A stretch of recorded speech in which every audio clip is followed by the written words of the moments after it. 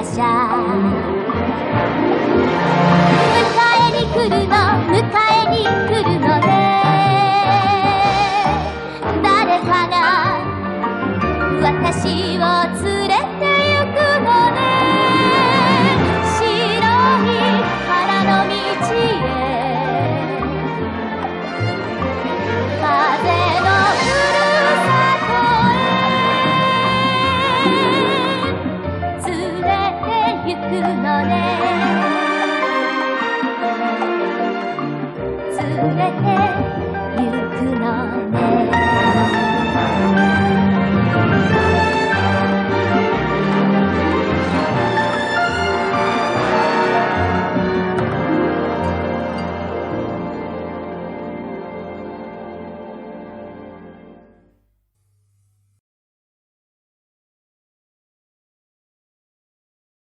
The stubborn farmer was punished. He lost all his property and had to leave his farm. And so once again, all's well that ends well. Anne! What's going on? Why are you running like that? Because I want to tell you something, Anne. I've got wonderful news for you. Do you want me to guess what it is? All right, then. You have 3 guesses. Now wait, let me see. Charlotte Gillis is going to be married in the church after all. And Mrs. Owen wants us, the children from Avonlea School, to decorate it. No, you're wrong. That has nothing to do with Charlotte's wedding. Try again, Anne. Mrs. Andrews has given Jane permission to have a birthday party. I really don't know what else it could be then. Unless it's that Moody Spurgeon came visiting you at home last night, although I don't think I'd be glad about that. I wouldn't be either. I wouldn't have opened the front door for him if he came to our house. That horrid creature. I knew you wouldn't have guessed what had happened. Mother had a letter from Aunt Josephine this afternoon. Aunt Josephine has invited you and me to go to Charlottetown and go to the agricultural exhibition with her. So what do you think? Are you serious? She invited me along too? Yes, she insisted on you too. Really? Oh, it's no use. Marilla will never allow me to go. She wouldn't even allow me to go to the concert with you on your birthday. She'll have to let you go. I know what. I'll ask my mother to go and talk to her. Then she'll simply have to say yes. Oh, I'm not so sure. She'll have to say yes. We can't miss an opportunity like this, Anne. We've never seen anything like this in our lives. You've never been to a real exhibition before, neither have I. Jane and Ruby have been twice, and they never stop boasting about it. This is our chance. I'm not going to think about it at all until I know whether I can go there or not. Come on, Anne. What's the use of getting all excited about it? It'll be much more of a disappointment if she says no. Oh, Diane, I would love to go with you. If you truly believe it, Marilla will say yes. Believing doesn't help where Marilla's concerned. But wonder of wonders, everything worked out fine. Marilla listened calmly to Anne and then simply said, You wouldn't drag me to an exhibition like that with 10 horses. But fortunately, your new dress will be finished soon. So if you'd really like to go, you may. You're old enough to be going away from home now. And I suppose there's no harm in your seeing more of the outside world. Oh, Marilla.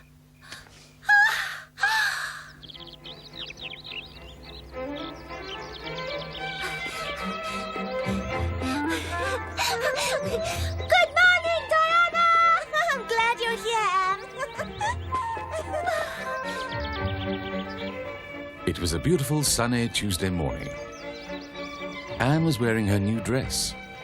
She didn't like this dress any more than the others Marilla had made her, but nothing could spoil her good mood. She'd been looking forward so much to her visit to Charlottetown. I wonder what Sophie will say. She'll be sick with jealousy. And serves her right.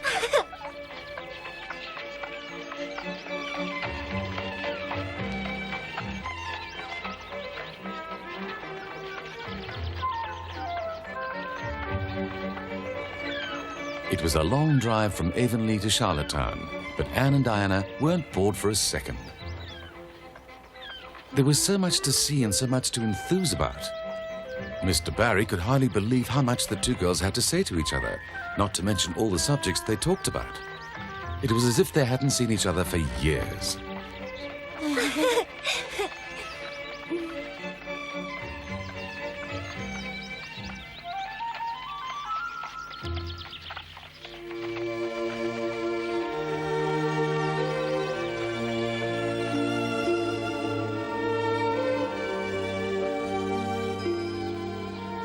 They arrived in Charlottetown just after noon.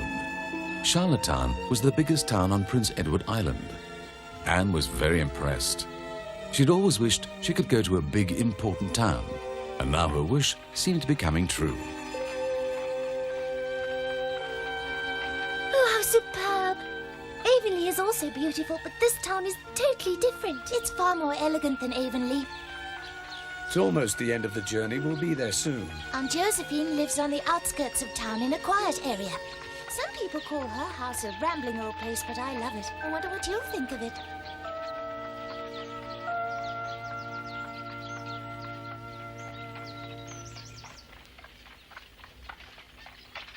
Look, there's her house.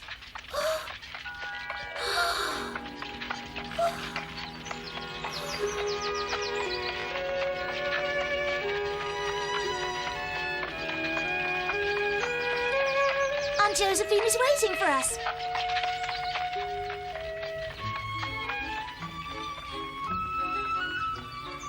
Good afternoon, Aunt Josephine. I hope you're well and happy. Oh, I am, thank you.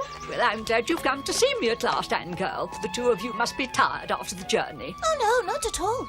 Thank you very much for your kind invitation, Miss Berry. I have to thank you two for coming here. My goodness, both of you have grown a whole year, and Anne, you've become quite beautiful, my dear. Oh, I suppose you don't need to be told that. You know you're beautiful, not so? oh no, I had no idea, Miss Berry. I know I'm not as freckled as I used to be. Nowadays I don't get such a fright when I look into the mirror. But I didn't think I had improved so much that people would notice a difference. I thought I'd just become used to the way I look and that I'd accepted it. Oh, I'm I leaving see. them with you, Aunt Josephine. I hope they'll behave themselves. I don't have much time. I have to get back now. What a pity you can't come inside with us to have tea. But if you're in a hurry, please feel free to go. Thank you. Have a safe journey. Well, now, I think I should show you two beauties, the guest room, so that you can take off your coats. Of course, I've prepared the most beautiful guest room in the house for you young ladies. Anne thought back to the time when she met Diana's Aunt Josephine. She and Diana had given Aunt Josephine a terrible fright. Aunt Josephine had been very upset about it, but Anne succeeded in calming her down and winning her heart. That was one of the reasons for the invitation. Aunt Josephine wanted to give Anne a treat. Anne was deeply impressed. She'd never seen a house like this before. Her experience was limited to the orphanage in Hopetown and the simple farmhouses in Avonlea.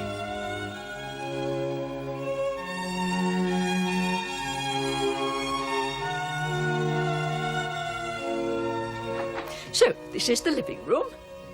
Please take your time and look around. You'll have to excuse me for a while. I have to make arrangements for supper. Make yourselves comfortable.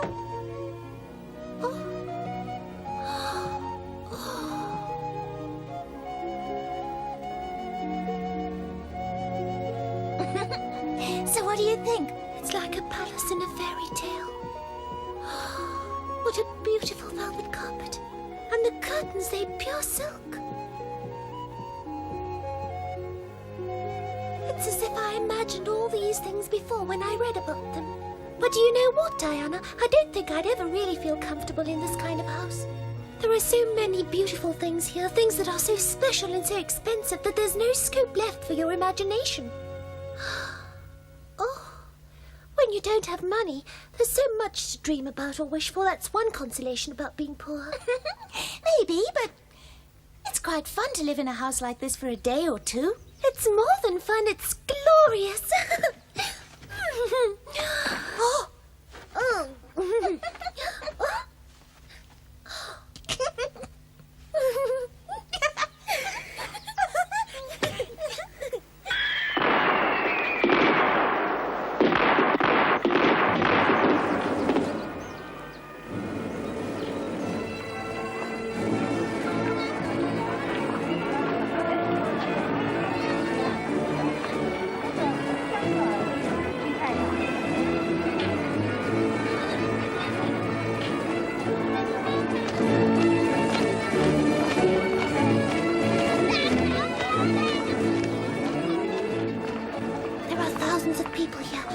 seen so many people together in one place, Diana. Yes, it's quite a crowd. Our agricultural exhibition always draws a lot of interest. People come from far off to attend it. Please do me a favour. Don't get lost in the crowd. Stay close to me, children.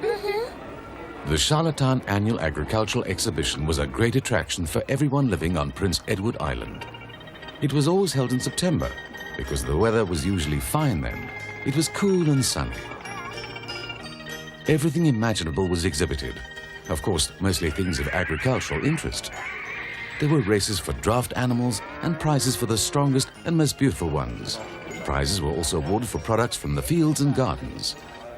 The ladies, of course, were more interested in the beautiful handicrafts on show.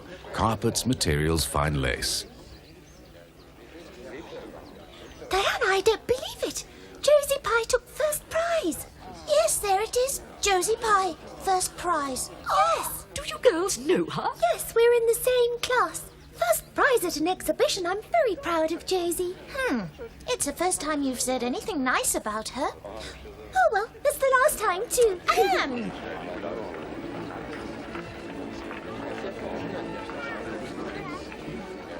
Look at this. Jane Andrews' father got a second prize for his apples. It's a mistake. He deserves first prize. It's so funny. A church warden winning first prize for his pigs. I can't stop laughing. What's so funny about it? Well, his pigs look just like him. Whenever I see Mr. Bell in church again, all serious in his black suit, I'll see his pigs before me. They're his spitting image. I find this hall the most interesting. Although it smells awful, I wonder whose cheese won first prize this year and whose butter. I love good butter, but it's difficult to make. The first prize is over there. My goodness, another winner from Avonlea. This time it's Mrs. Rachel Lindy. What? Rachel I Lindy? never knew she could make such good cheese. Oh, what a surprise. It's Anne Shirley and Diana Barry. Good afternoon, Mrs. Lindy. Marilla didn't tell me that you would be here, too. I have to congratulate you. Your cheese won first prize. This is my and Diana's first time at an exhibition like this. Miss Josephine Barry has invited us over, and we're going to sleep in her guest room tonight. How lovely, Anne. You'll enjoy it. Are you Miss Josephine, or rather Miss Barry? Yes, I'm Miss Josephine Barry. I'd like to join Anne in congratulating you on your cheese. I can't wait to taste it. Thank you. That's very kind of you. Please come and taste it when I've cut it. Where are you going to now? To the trotting race. It's something I want Anne and Diana to see. Oh, really? Of course, if you're interested, you're very welcome to join us. I have seats on the grandstand. Be my guest. No, thank you. I'm afraid I have to decline your invitation. I've always had an unwritten rule not to get involved in objectionable pastimes. Goodness, is a trotting race objectionable? I don't think I should go to horse races too often. It's terribly exciting, and I find it awfully fascinating. Diana got so excited that she wanted me to bet 10 cents on her favourite, a chestnut horse. She was convinced he would win, but I wasn't so sure about it. But that wasn't why I didn't want to bet. I refused because of Mrs. Allen. I wanted to tell her in detail about everything we had done, and somehow I felt it wouldn't do to tell a minister's wife that, which obviously meant it was wrong. Having a minister's wife for a friend is as good as an extra conscience. Oh, come on, please win. And indeed he did, but I was glad I hadn't bet, even though I would have made some money. A clear conscience was worth more to me. My horse won the race. And my horse won the race.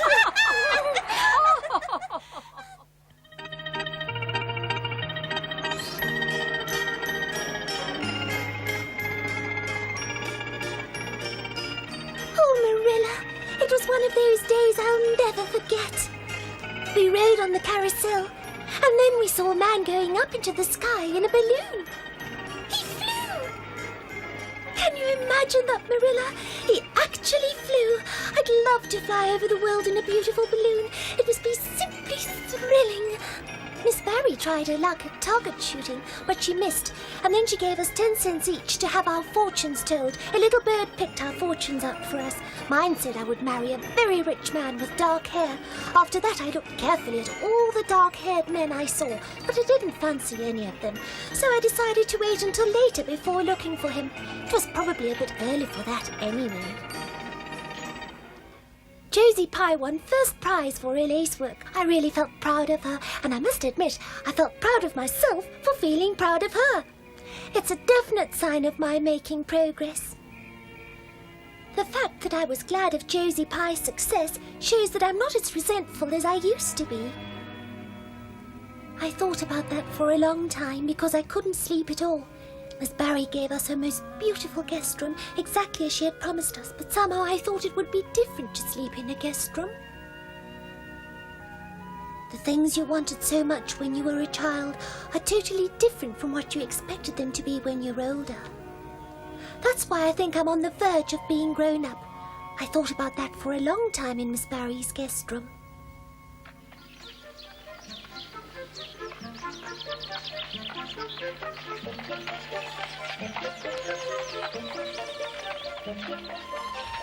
On the second day, Miss Barry took us to a concert at the Academy of Music. We drove there through Epoch, and it was one of those drives you'll never forget, just like the whole day and the day before. Marilla, it was beyond description. Diana and I felt like elegant ladies. This must be the kind of life someone like Lady Cordelia led here on Earth. Not bad, Marilla, I assure you, not bad at all. The concert hall was totally different from Avonlea's town hall, and the singer who performed had nothing in common with Percy Andrews. Oh, Marilla, she wore a silk dress, beautiful earrings, and a necklace full of precious stones. Her diamond ring shone so brightly that I couldn't take my eyes off it.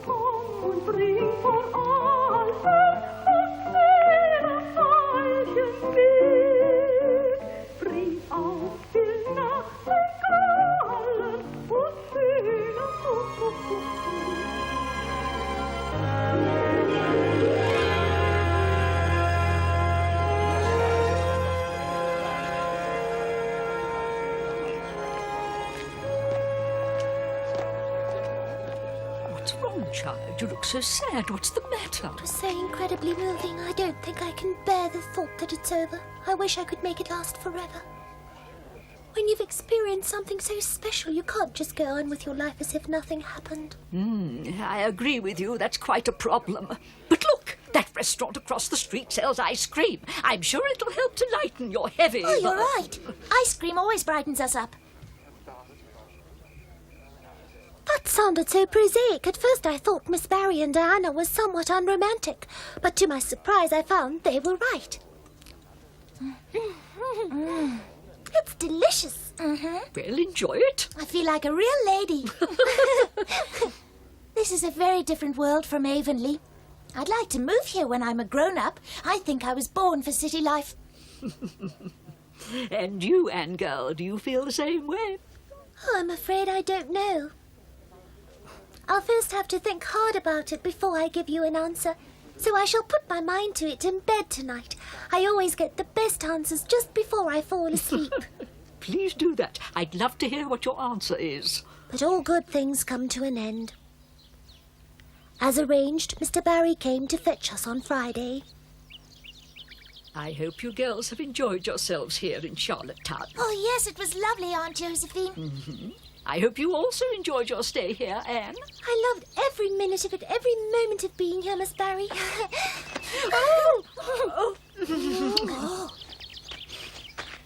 Thank you very much, Anne girl. You're such a special little girl. I'm so glad you enjoyed your stay. It's something I'll never forget, never ever. I promised you last night to lie in bed and think about the question you asked me in the restaurant. So what was the outcome of your nocturnal deliberations? Well, I discovered I definitely wasn't born for city life, and I'm very glad that's the case. Really? Why, dear? It's great fun to sit in a restaurant at 11 at night and eat ice cream. I mean, just now and then. But for me, it's even greater fun to be asleep in my bed in my loft room at 11 at night. Even though I'm asleep, I still know the stars are shining outside, the wind is blowing round the house, and the moon is changing the lake's water to pure silver. The stars also shine above Charlottetown, Anne girl. I know.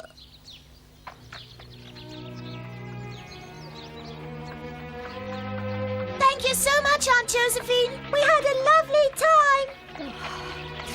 Don't forget me, and do come and visit again. I'll miss you. Give my regards to everyone in Avonlea.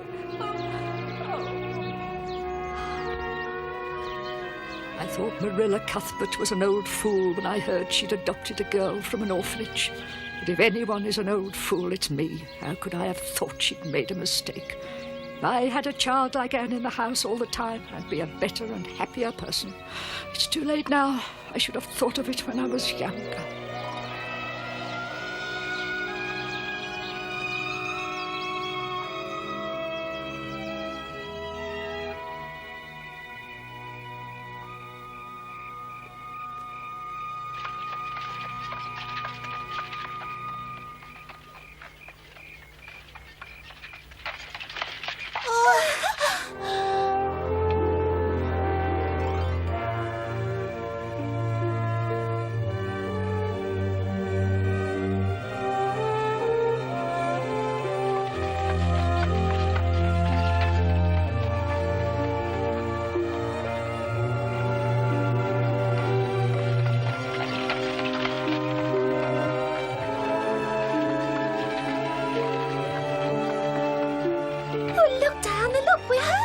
I can see Avonlea.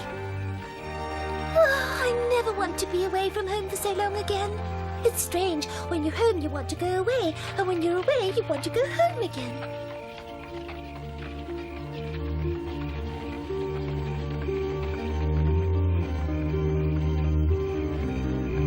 Good night, Diana. See you tomorrow. Sleep well. Good night.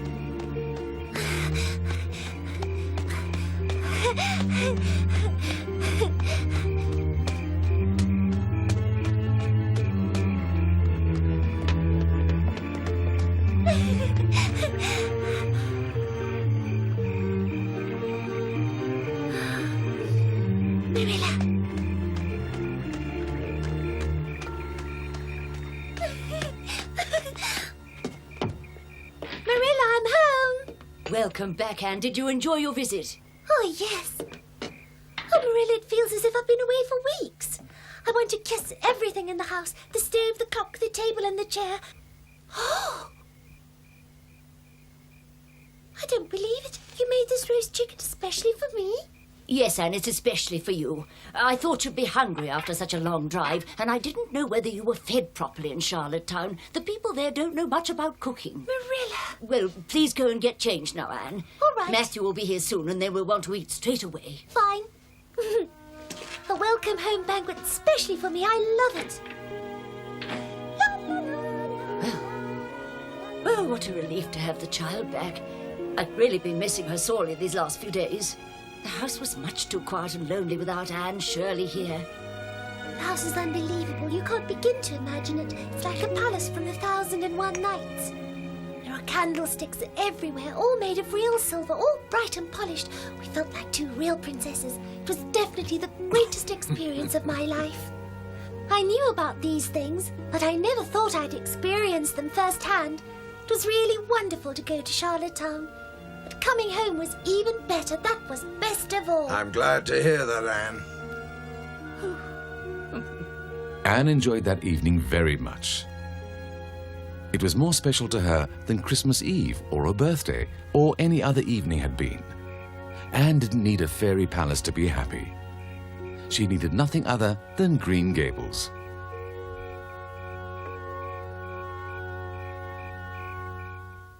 The next day, Miss Stacy talked to her pupils about the future.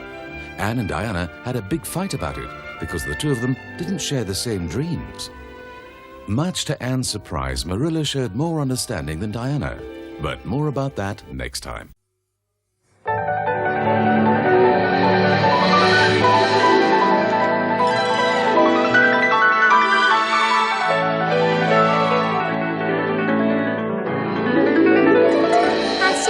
走っても終わらない花の波湖は遠く燃える雲はもっと遠く